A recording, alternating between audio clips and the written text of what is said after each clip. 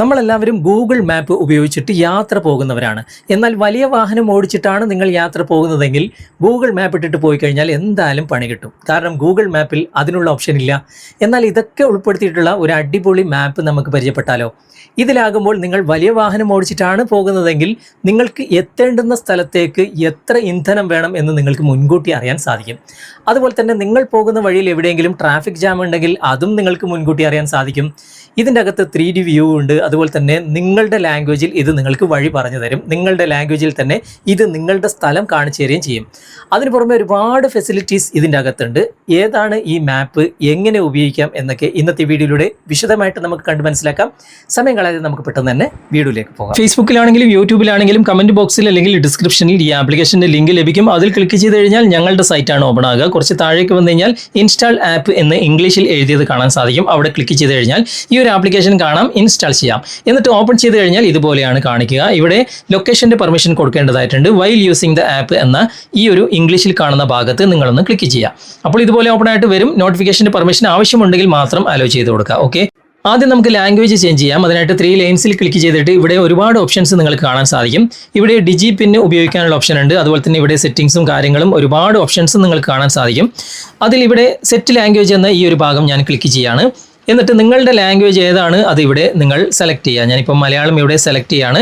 അതിനുശേഷം ഇവിടെ മുകളിൽ കാണുന്ന ഡൺ എന്ന ഭാഗം ക്ലിക്ക് ചെയ്യാണ്. ഓക്കെ, ഇപ്പോൾ ഈ ഒരു മാപ്പ് കംപ്ലീറ്റ് മലയാളത്തിലേക്ക് മാറിക്കഴിഞ്ഞു.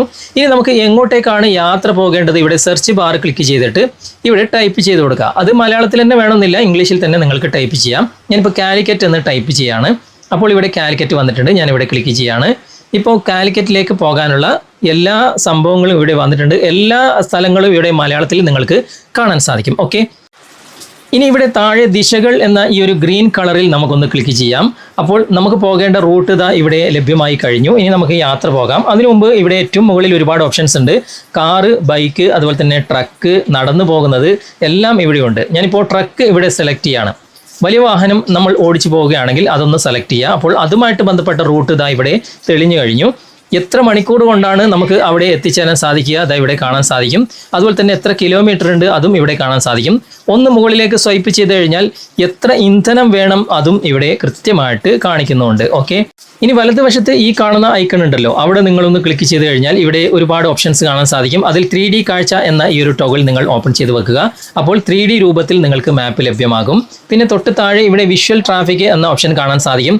അവിടെയും ഓഫ്ലൈൻ ഉണ്ടാകുക. അതൊന്ന് ഓപ്പൺ ചെയ്ത് കഴിഞ്ഞാൽ നിങ്ങൾ പോകുന്ന വഴിക്ക് എവിടെയെങ്കിലും ട്രാഫിക് ജാം ഉണ്ടെങ്കിൽ അതും മുൻകൂട്ടി നിങ്ങളെ അറിയിച്ചു തരും. പിന്നെ ഒരുപാട് ഓപ്ഷൻസ് ഉണ്ട്. ആവശ്യത്തിനനുസരിച്ച് നിങ്ങൾക്ക് ചെക്ക് ചെയ്ത് ഉപയോഗിക്കാവുന്നതാണ്. ഓക്കെ, ഞാനിപ്പോൾ ഇതിൽ നിന്നും ബാക്ക് വരെയാണ്. ബാക്ക് വന്നിട്ട് നമുക്കിവിടെ ആരംഭിക്കുക എന്ന ഈ ഒരു ഭാഗത്തേക്ക് ക്ലിക്ക് ചെയ്യാം. അവിടെ ക്ലിക്ക് ചെയ്ത് കഴിഞ്ഞാൽ നിങ്ങൾ പോകേണ്ട ആ ഒരു മാപ്പും അതുപോലെ തന്നെ റൂട്ടും എല്ലാം നിങ്ങൾക്ക് ഇവിടെ ലഭ്യമായി കഴിഞ്ഞു. ഇനി നിങ്ങൾക്ക് യാത്ര പുറപ്പെടാം. ഇവിടെ തന്നെ ഈ ഒരു ഭാഗത്ത് ക്യാമറയുടെ ഐക്കൺ ഉണ്ട്. അവിടെ ക്ലിക്ക് ചെയ്തിട്ട് ക്യാമറയുടെ പെർമിഷൻ കൊടുത്തു കഴിഞ്ഞാൽ ക്യാമറ ഓപ്പൺ ചെയ്തിട്ട് തന്നെ നിങ്ങൾക്ക് യാത്ര പോകാവുന്നതാണ്. ഇവിടെ ഒരു സെർച്ചിൻ്റെ ഐക്കൺ ഉണ്ട്. അവിടെ ക്ലിക്ക് ചെയ്ത് കഴിഞ്ഞാൽ ഇതുപോലെ ഓപ്പൺ ആയിട്ട് വരും. ഇവിടെ കൂടുതൽ എന്ന് കാണുന്ന ഈ ഒരു ആരോ മാർക്കിൽ ക്ലിക്ക് ചെയ്ത് കഴിഞ്ഞാൽ നിങ്ങൾ പോകുന്ന വഴിയിൽ തന്നെ restaurant, petrol, coffee, toilet, pharmacy, ആശുപത്രികൾ, അങ്ങനെ നിങ്ങൾക്ക് എന്താണ് ആവശ്യമുള്ളത് നിങ്ങൾ പോകുന്ന റൂട്ടിൽ തന്നെ നിങ്ങൾക്ക് ഈ കാര്യങ്ങളൊക്കെ കണ്ടെത്താവുന്നതാണ്. ഓക്കെ, അങ്ങനെ ഒരുപാട് നല്ല നല്ല ഫെസിലിറ്റീസ് ഈ ആപ്ലിക്കേഷനിലുണ്ട്. നിങ്ങൾ ഉപയോഗിച്ച് നോക്കുക.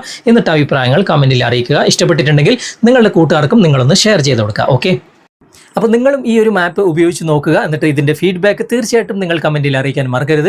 ഈ വീഡിയോ നിങ്ങൾക്ക് ഉപകാരപ്രദമായിട്ടുണ്ടെങ്കിൽ നിങ്ങളുടെ കൂട്ടുകാരിലേക്കും വീഡിയോ ഷെയർ ചെയ്തെത്തിക്കുക.